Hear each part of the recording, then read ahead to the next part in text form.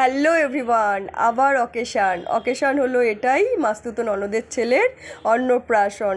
বেরিয়ে পড়েছি আগের দিন সন্ধেবেলা, কারণ ননদ অনেক করে রিকোয়েস্ট করেছে, বৌদি তুমি আগের দিন চলে আসবে, না হলে তুমি ভাতের দিন টাইমলি পৌঁছাতে পারবে না। কারণ আমার বাড়ি থেকে ননদের বাড়ি 2 ঘন্টার রাস্তা, তাই আমরাও চিন্তাভাবনা করলাম সত্যিই চলে যেতেই হবে, তাই বেরিয়ে পড়েছি সকলে মিলে। কিন্তু আমি এক প্রবলেম করে বসে আছি, এই যে দেখো কোনো গরমের ড্রেস পরিনি, চলে এলাম সকলে মিলে পাপান সোনার কাছে। আর কি আনন্দ আমার সোনা বাবার, দেখো না সবাইকে পেয়ে কি খুশি হয়েছে, একটু কান্না নেই আমার সোনা বাবার। আমার সোনা বাবার মুখে ভাতটা একটা অন্য দিন শুভ দিন দেখে হয়ে গেছে, তাই ওকে ন্যাড়া করা হয়েছে। তো অন্য দিন ওর কাজ মিটে গেছে, এই দিনে অনুষ্ঠানটা খালি হচ্ছে, তাই আমরা এসেছি একে নিয়ে।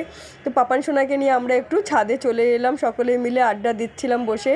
আর আমি আমার ননদের চাদর নিয়ে এসে এই চাদর নিয়ে মুড়ি দিয়ে বসে পড়েছি, এত ঠান্ডা লাগছিল গাড়িতে, ভীষণ ঠান্ডা লেগে গেছে।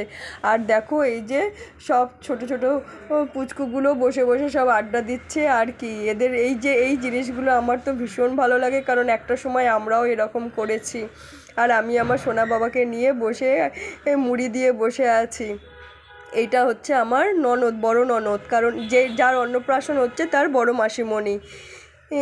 আর আমি ওরা সব একটু আধটু এদিক ওদিক করে সব ঘোরাঘুরি করছে, আর আমি কি করছি, ভিডিও ক্যাপচার করছি সকলকে নিয়ে। আর পিছনেরটা হচ্ছে বড় ননদের মেয়ে। তো এদেরকে সব নিয়েই আমি বলি চল তোদেরকে নিয়েই আজকে সময়টা কাটাই, ছাদে এসেছি যেহেতু। আর এই যে দেখো আমার সোনা পাপান কি শিখেছে, পায়ে টিপনি দিয়ে নিজে নিজে দোল খাওয়া, এত মজা লাগছিল আমার, এটা কি বলবো, আমার ভীষণ ভালো লাগছিল। তাই আমি ওকে বলছি চলো আমরা দুজনে মিলে একটু দোল দোল করি। আর আমার সোনা বাবা একটু কান্না নেই, এত সুন্দর সোনা, আর কোনো খিদে তো ওর পাই না, খায় তো না, খেতে চায় না। আর এই যে ননদ দেখো আমার পাপান সোনার মামুনি, কাজে ব্যস্ত, কাজ তো থাকেই বাড়িতে, অনেক কাজ, তো সারাক্ষণ কন্টিনিউ যতক্ষণ গেছি আমি দেখছি কিছু না কিছু করেই যাচ্ছে। এই যে ননদ নন্দাই পরের দিন অনুষ্ঠান, তো তাই আগের দিন সবটাই জোগাড় করে রাখতে হবে, জানি সব কিছুটা রেডি রাখতে হবে, তাই সব কিছু করছে। এটা হচ্ছে আমার মাসিমণি, আর এটা হচ্ছে ননদের খুড়তুতো যা, ওনারাও আগের দিন চলে এসছেন, ওনারাও কলকাতায় থাকেন, চলে এসছেন, কারণ ওনারা অনেক দূর থেকে, আমারই মতন একই অবস্থা, না হলে টাইমলি সবাই পৌঁছাতে পারবো না। তো যে বসে গল্প করছিলাম, সকলে মিলে আড্ডা দিচ্ছিলাম, ভীষণ ভালো লাগছিল। আর কি মজা তো এইভাবেই, আনন্দ তো এইভাবেই নিতে হয়। আর এই যে আমার পাপান সোনা টুপিটা খুলতে চাইছিল, ওর টুপি পরতে একদম চায় না।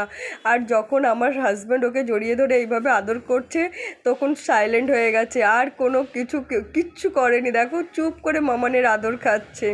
হ্যাঁ, আর আমি সিঁড়ি দিয়ে নামছিলাম, ও পাপান সোনার জন্যই আমরা নেমে আসছিলাম, কারণ ওপরটা ভীষণ ঠান্ডা আর ও টুপি খুলতে চাইছিল, তাই নেমে আসছিলাম। আর দেখো এখানে দেখতে পেলাম চন্দনা টিয়া, আমি আর ভিডিও করব না, এদেরকে দেখতে পেয়েছি, তো এদেরকে দেখেই আমি শুরু করে দিয়েছি ভিডিও করা, আর এদের সঙ্গে কথা বলছি।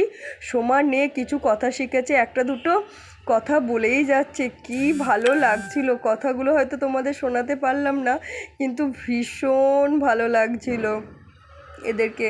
তারপরে নিচের দিকে চলে এলাম, আর কি একটু বসে আড্ডা দেব। আর সকলে মিলে নিচে বড় মাসিমণি, মাসিমণি সকলেই এসেছেন, পিসিমণি, দিদিভাই, হ্যাঁ, তো সকলে মিলে এই যে একটু পাপান সোনা এবার চোখে ঘুম এসে গেছে, তাই ওর দিদুন ওকে ঘুম পাড়িয়ে দিচ্ছে। আমরা সকলে মিলে বসে গল্প করছি, আর সকলে মিলে এক জায়গায় থাকলে এটাই তো চলে। আমার হাজব্যান্ড একটু মজাদার মানুষ আছেন, তো একটা একটা করে কথা এমন বলবে আর সকলকে হাসাবে, এত ভালো লাগে কি বলবো। তারপর বলল খাওয়া দাওয়া করে নাও, সকলে ওপরে চলে এলাম আবার খাওয়া দাওয়া করতে। খাওয়া দাওয়া মিটিয়ে তারপর আবার গিয়ে সবাই মিলে আড্ডা দেবো। ভালো ভালো কাজ নিয়েছো তুমি, রসগোল্লা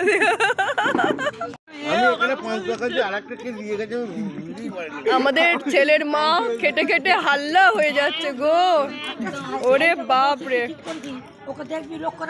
বৈশালী মিষ্টিতে নুন কম, এইটাকেই বউ করেছো, এইটাই, হ্যাঁ হাঁটু ফাটু নেই তো, এইসব বউগুলো দুখানা বড় আছে বলে মাসি এই আমার ছেলেটাকে রিজেক্ট করে দিয়েছে। হ্যাঁ, তোমার ছেলের বউ আরো সুন্দর, সে নিয়ে বসে তাকে রয়েছে। ভালো নাম দিয়েছো হাঁটু কুমারী। কি বদমাস দেখেছো, বলছে মেয়ের নাম হাঁটু কুমারী। হ্যাঁ খেয়ে নাও খেয়ে নাও, সবগুলো খেয়ে নাও। আর দেবে দুটো চৈতালি?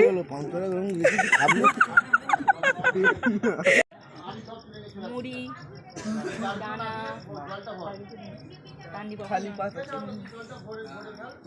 চা পানি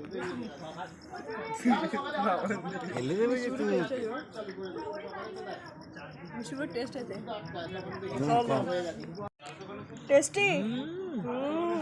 তারপর খাওয়া দাওয়া সেরে চলে এলাম সকলে মিলে আবার আড্ডা দিতে।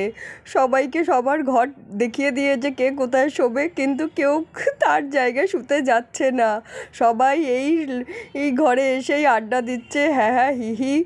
তখন বাজে 12:30 না 1টা, তখনও পর্যন্ত আমাদের এই রকম আড্ডা চলছে। আর কি বলবো, কেউ ঘুমোতে যাচ্ছে না। আর বারবার বলা হচ্ছে যে এই গিয়ে শুয়ে পড়া হোক, গিয়ে শুয়ে পড়া হোক, কিন্তু যাওয়া আর হচ্ছে না।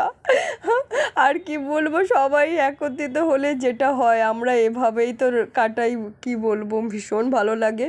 আর আমার এমনিতেও রাত জাগা অভ্যাস আছে, আর কি আমার কোনো ব্যাপার না। আমি যদি সারা রাত জেগেও থাকি তার পরের দিনও আমি সারা দিনটা কাটিয়ে নেব, কিন্তু তার পরের দিন রাত্রিটা অন্তত আমাকে শুতে দিতে হবে, না হলেই আমার মাথা খারাপ হয়ে যাবে। তো ঠিক আছে চলো, একটা রাত্রির হতেই পারে।